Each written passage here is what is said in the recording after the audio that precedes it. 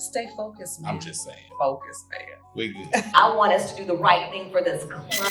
You can be any age. Kid tells you something. If you don't know about he's this, kind of like we got in this People are hot always shit. going to run over you. So what you have to do is go back to why you became that way.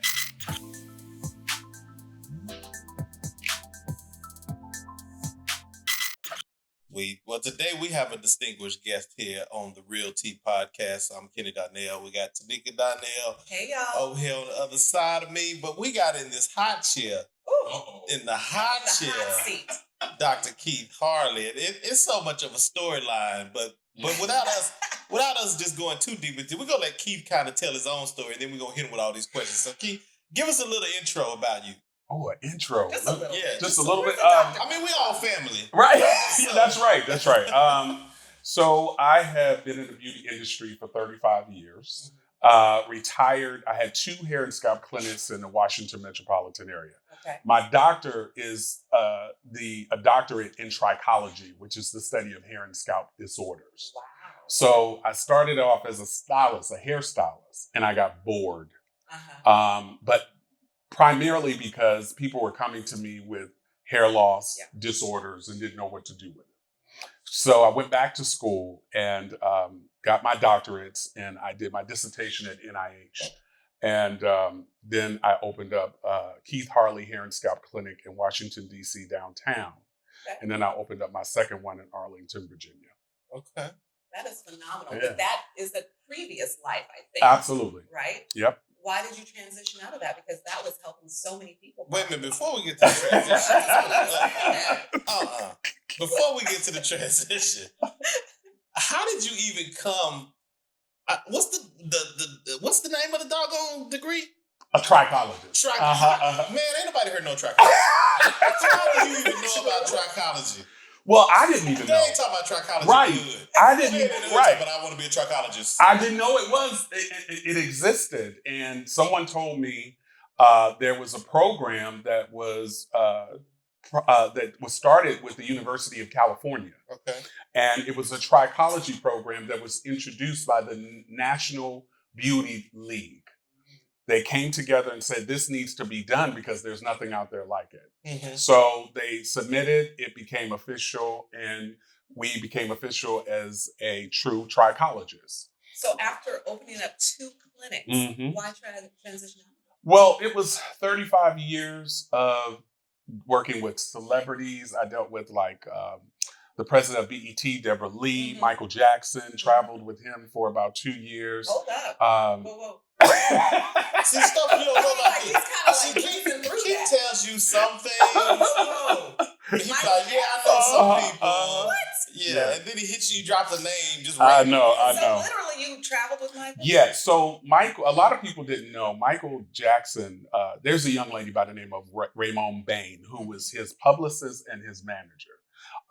And she worked with Adine King, who was the owner of the salon that I worked at. One of the things I was known for was when celebrities would come in, she would call on a couple of us to assist them. Michael and I developed a relationship through Raymond. So I have to tell you, you know what's so interesting? Working with Michael Jackson, I wasn't starstruck until one day. Okay. There was two times actually. We were at Deborah Lee's house, who was the president of BET, who was the president of BET. Right. And we were in her closet while he was in there hiding because he was making a surprise in her house. And he started throwing Skittles at me. You know the candy? Yeah. And so I was like, he would hit me. And, he liked to play games. And I was like, okay. So I threw one back, and then he threw one and it hit me upside my head. So, okay, that's enough of Skittles. Right. And then the second time was when we were in the elevator together with him and his security. And I was in the back of the elevator and I looked at him and I said, this is Michael Jackson. He's Michael Jackson. And I started getting weak in the knees. Yeah. I was like, this is. So that was one of the moments where I just said, oh yeah, this is real. And so then it went from there to I worked with Gladys Knight. I worked with Eva Longoria, which was amazing. Then she and I worked together again when the Obamas was in office. And So I worked for the White House for 8 years, the whole time the Obamas was in office, as their guest hairstylist to do all the guests that came in. Really? So I worked with Aretha Franklin. I toured with Babyface, did all his hair and makeup. So my career was extensive. Keep on telling us all that. I know. I never talk about it. I never. He just sits in the living room and he's like, we all good. It's all. I don't know. You remember El DeBarge and his brother James? So I worked with those two. After 7. So the list goes on and on and on. Did you ever meet Bubbles? Bubbles? Yeah, Michael. No. And you know what's so interesting? But that's the question people right. want to know, right? I think that's the But question. it's so interesting. When a lot of people don't know, he lived in D.C. for about 6 to 8 months, and we were up in Virginia, so a lot of people just didn't know he was there. And when he first got there, which was shocking for me, we welcomed him there, and he went on the land that he was staying in. And for his first time, he saw lightning bugs. And so his 2 kids were there blanketing them, and they were running around trying to catch lightning bugs and putting them in jars. Yeah. What we used to do in the country. Hello. But to see it, it was like, wow, he really was a kid. He was a great guy to work with. He was a good person. Yeah. How do you then transition? All right, because it sounds like the business was successful. It was. You had clients. Mm-hmm. You were in a field that didn't seem like there was a lot of representation of what we look like, mm-hmm. right? Mm-hmm. Mm-hmm. So to transition, like what led up to that? I got tired, and I was bored. And it got to the point where the clients became too demanding. As you get older, my age, and you realize that if you're not happy and you're not being fulfilled, but everybody else is being fulfilled through you, you just become drained. I always have this statement I always say, you have to fill your own cup. And once your cup is filled, what overflows into the saucer is for everybody else. Well, my cup was depleting and never being filled. Everybody else was. And I was tired. So it got to the point when I would raise my head off the pillow, I was like, I don't want to go to work today. So I would make excuses. And then I didn't want a bad reputation. So I said, okay, I'm going to make an exit strategy. And so back in and this is how God works in manifestation, I truly believe. In 2019, December is when I decided it was over.